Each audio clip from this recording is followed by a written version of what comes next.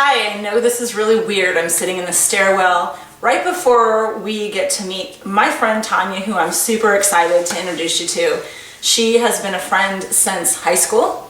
We've known each other forever, grew up in the church together. We grew up with the same friends, and what I want you to know is that she has an amazing story to share with you about some real heartache in her life and God's grace and how He restored everything that the enemy just took. So we're just gonna roll with it and see how it goes. But thanks again and enjoy. We're good at winging it. Hi, Tonya Ray. Hi, Tonya Ray. Good to see you. Good to see you in this warm, sunny, warm Phoenix, Arizona. We're in Peoria, but that's okay. Yeah. So are our heads in? I think they are. Yeah, I can see them. Okay, this is cool. So this is super raw. Okay. We're gonna do raw today. Sounds good. We're good with raw. I mean, we're old enough. We can be raw. We're old. We're old. Half a century. Oh, yeah, I'm right behind you. I'm like doing this. So I'm excited. So Tonya has a great story. I don't know if it's great. That was great. It's hard, right? Yeah. It's hard. It's a hard story. And it's something you've been dealing with for how many years do you think now? 5 years. That's a long time. And so recently, just to kind of give you a short backstory on my 7. end. 7? Sorry. Wait, it just 7. gave me a 7. Yeah, sorry. So the short backstory for me was I was praying about something that God, I thought, put in my heart to share people's stories. And He woke me up 2 mornings in a row and just started giving me names. I'm like, I can't even put them in there fast enough. And her name was one of them. How about that? And when I got a hold of her, she was like, it's time for me to share my story. So I knew it was a God thing. And so her story is important because someone out there needs to hear it because they're either going through it or they might be getting ready to go through it, right, or they've already been there and they just need to know they're not alone. Right. So, all that to say, why don't you give me the real quick synopsis of, okay, this is who Tonya is from here to before I got married, kind of bullet point your life. Oh, wow. Okay, like, bullet point. Like, all right, where you're from, kind of a thing, you know? Sure. Okay. So I was born in Indiana and raised in the Mennonite church, and when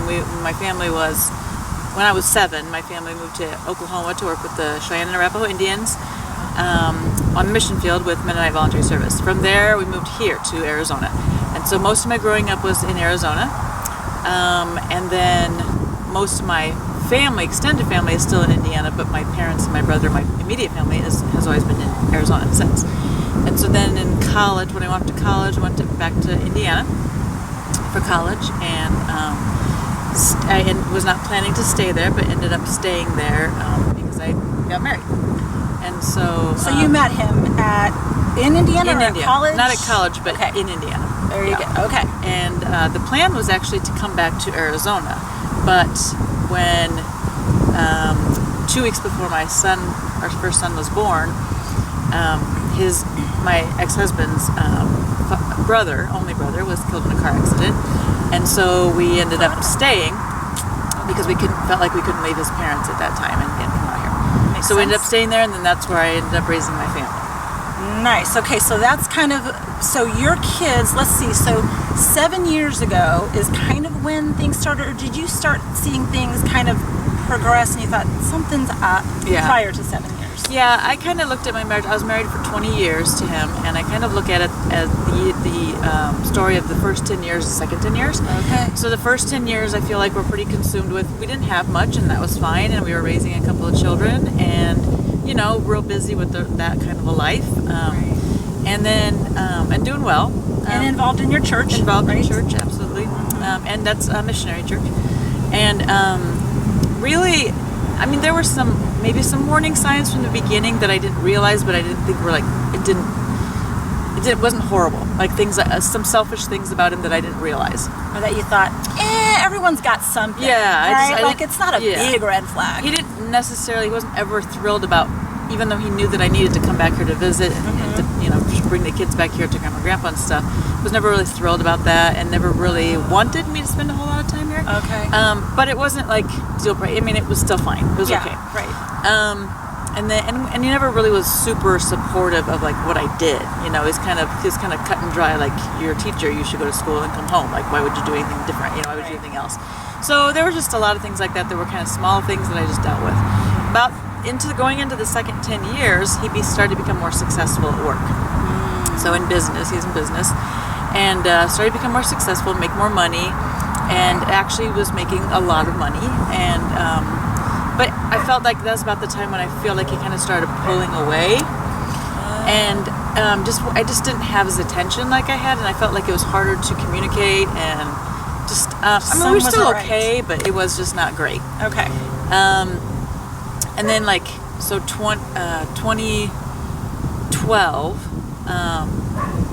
2011 and 2012 were just really hard. I just felt really alone. I felt alone, even though he was there, and we were, again, raising kids. Right. And they were in, middle school at this point, middle school going into high school.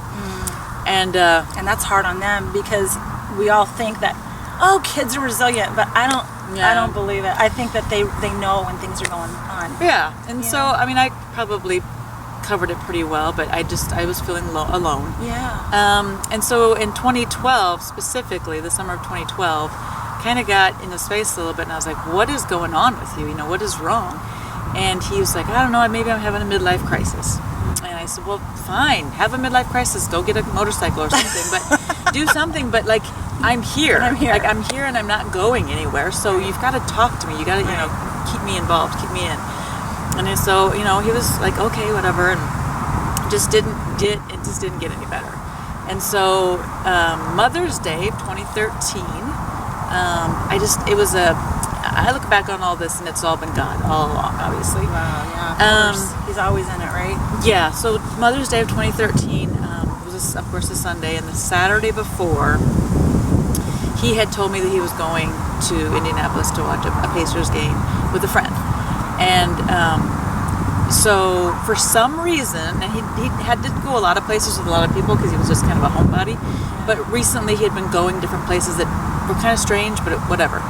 So I was like, for some reason on that Saturday, for some reason I was just like, I just felt like I should just text the friend that he was with and just say, hey, how are you doing? Are you having fun? Yeah.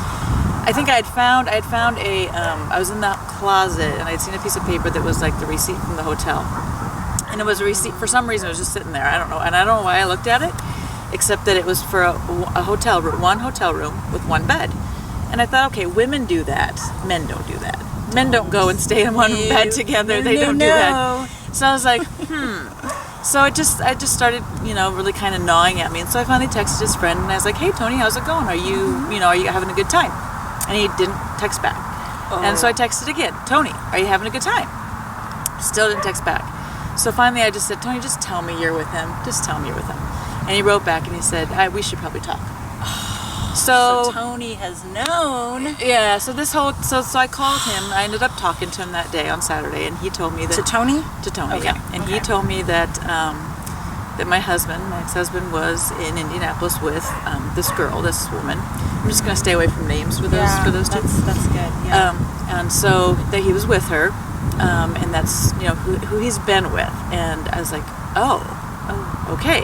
And then he went on to tell me a whole bunch of backstory about how basically Tony had been his alibi for a long time, for several months. And that usually it was when my ex-husband would say, hey, just so you know, we're playing tennis right now, or hey, just so you know, we're doing this right now. And so I was like, he just kind of unloaded on me. He told me there was a time back in 2012 when I was feeling like so alone, when I was like on the edge of the bed going, would you please just talk to me? And he was getting ready to go to Vegas with a friend. And I was naive enough to think it was actually a friend. So Tony told me at this point, he said, by the way, that was with her. He was with her that time. And so I was like, okay. So he came home on Mother's Day. Mother's Day. Yeah. And He came home then, and when he walked in, I just said, hey, did you have a good time? And he said, yeah, good time. I said, great. Did you have a really good time with Tony? And he said, yeah, good time. I said, great. I said, just tell me who you're with. He's like, what do you mean? I was with a friend. So he changed it kind of from... Now it's not Tony. Yeah, and I said, well, just be honest and tell me. So in the meantime, let me back up just a moment.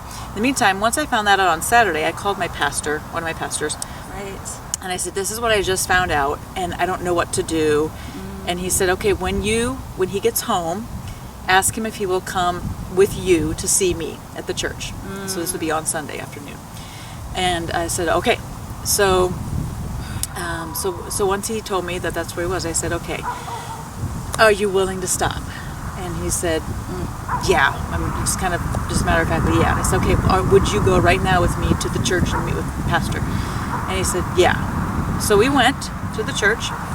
And you're hopeful? Yeah, with one of the pastors.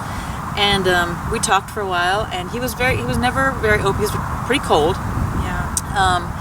But he just agreed to go see a counselor. There's a counselor that our church sends kind of the extreme cases to. Right. And so he agreed to go with me and to stop all communication with her. Not that it matters that much, but we're like in mid-40s at this point, and she's 22, 3, you know. Like your daughter's age, you know. Now, yeah. But super comfortable. yeah, yeah, because my kids now, at this point, my son had just started college, and my daughter was in the middle of high school. So we went to start seeing this counselor, and we went for a few months. And this whole time, I did not think my children knew. I didn't think they knew what was going on. And I was trying to keep pretty quiet about it. And so we went for a few months to this counselor. After a few months, he couldn't do it anymore because she was telling him things that he had to do that he didn't want to do, like don't go to the gym where you met. Don't go to the gym where you meet up with her all the counselor was saying you can't do these things, and he didn't like that. Oh. So he didn't understand why he couldn't still keep doing the things that he'd always done. He didn't want to give up or do the hard things because he had to pull the plug on some things. Right. And it meant it's going to be a little hard on you now because you've made it hard on us. Well, not even that it would be hard, just that like it literally in his mind he didn't understand why he couldn't see her anymore. Like we can go that far as to say that. Okay. Because he knew she would be there. So. I see. Yeah. Okay. So. So at this point, like he stopped. He was done. And he didn't want to go to her anymore. And so. Now we're like in the summertime of 2013. And he's been behaving as far as you know. Well, I thought he was. Yeah, that's what I'm saying. As far as you know. And so supposedly he had told her he didn't want to talk to her anymore and he blocked her and all that. And so going into the fall, he tried another counselor, or one of the pastors at the church had talked about another pastor at another church who would be a good life coach. Okay. And help him be more, because he's very, business-like, and so it would give him like steps, whatever. Right. He tried that for a little bit, and that really didn't work. I should say, going back with that first counselor, like, she gave us homework. She gave us lots of homework to do, and it was like going on dates, and first I would plan a date, and then he would plan a date, and and it just. I mean, I tried, I tried everything. He didn't like it. He did it, but he didn't like it. So now he's done the life coach. That didn't work very well. And so at this point, now we're into the fall, or well into the fall, and it was getting winter time, like maybe November-ish, I think. I can't remember exactly, maybe October. But at this point, he must have decided at this point if he ignores me and acts like I don't exist, maybe I would go away. And so for 6 months, through the winter of 2013 through the winter of 2014, he completely ignored my existence, even though we lived in the same home, and he severely emotionally abused me. He would, if I did try to talk. What does that look like? Like, give us some examples, because people are going to go like, what is that? Yeah. Like, am I being emotionally abused? Right. You know what I mean?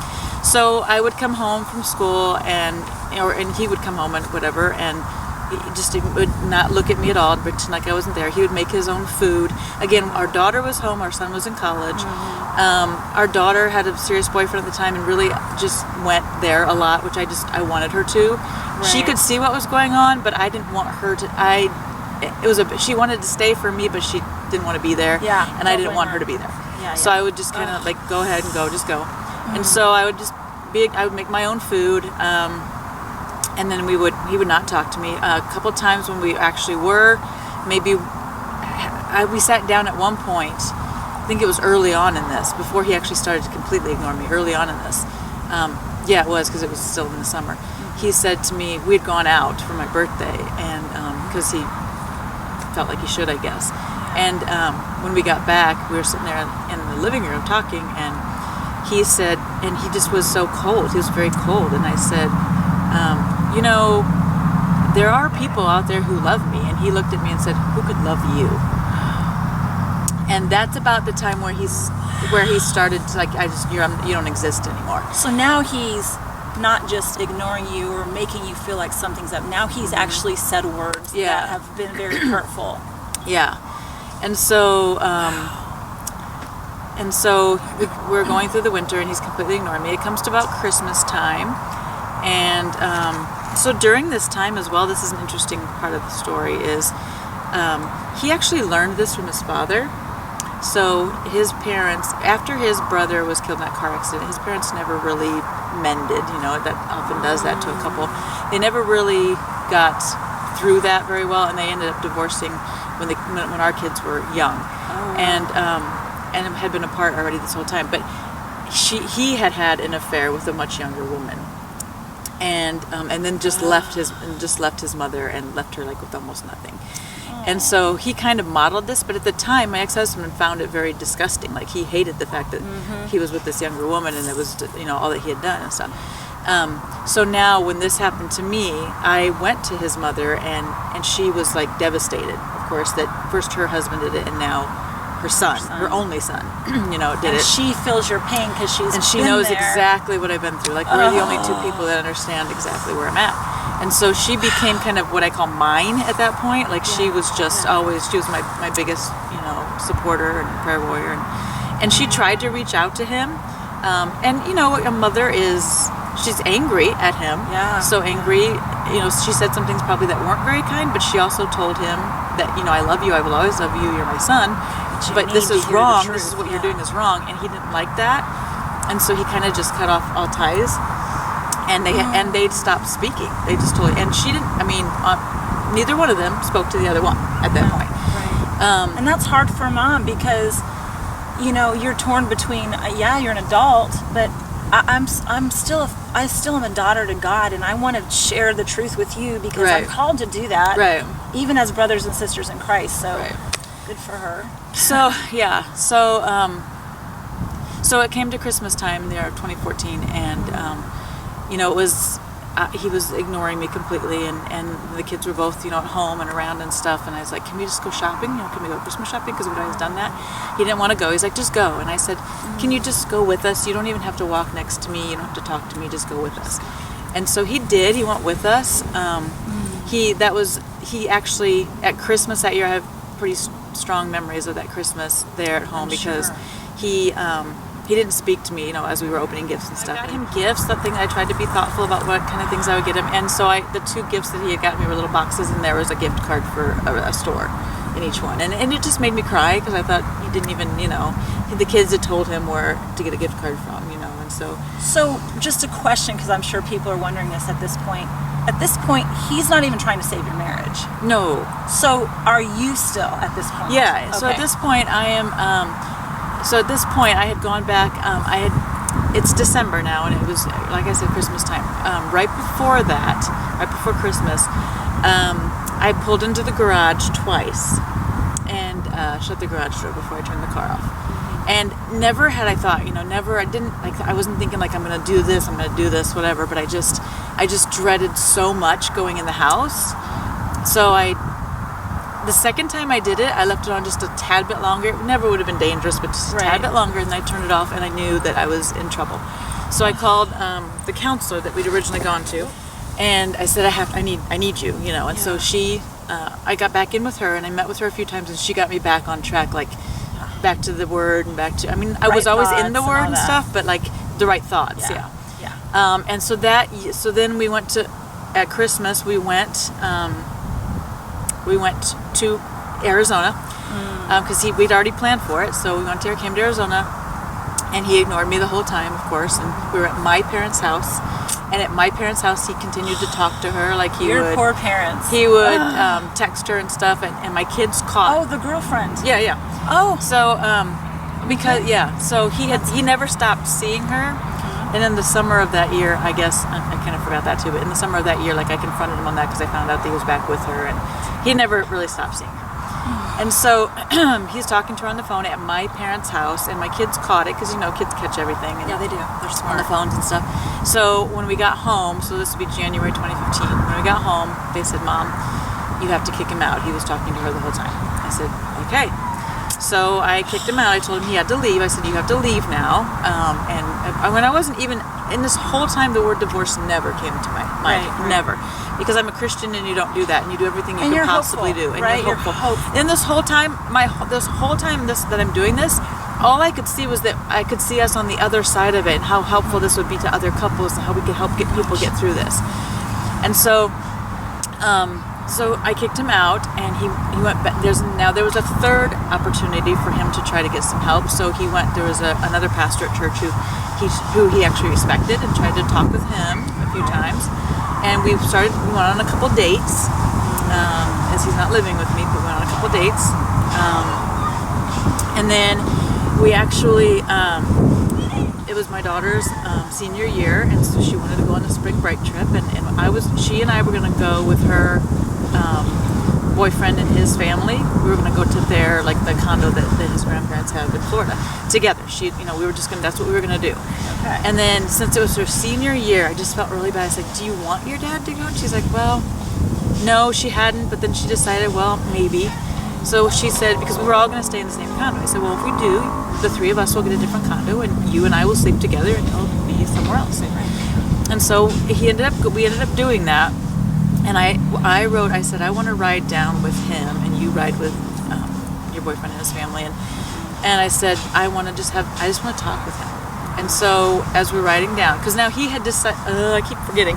So It's been how many years? I think know. about it. There's a lot. because yeah. he stopped it was one day in February where he just stopped ignoring me.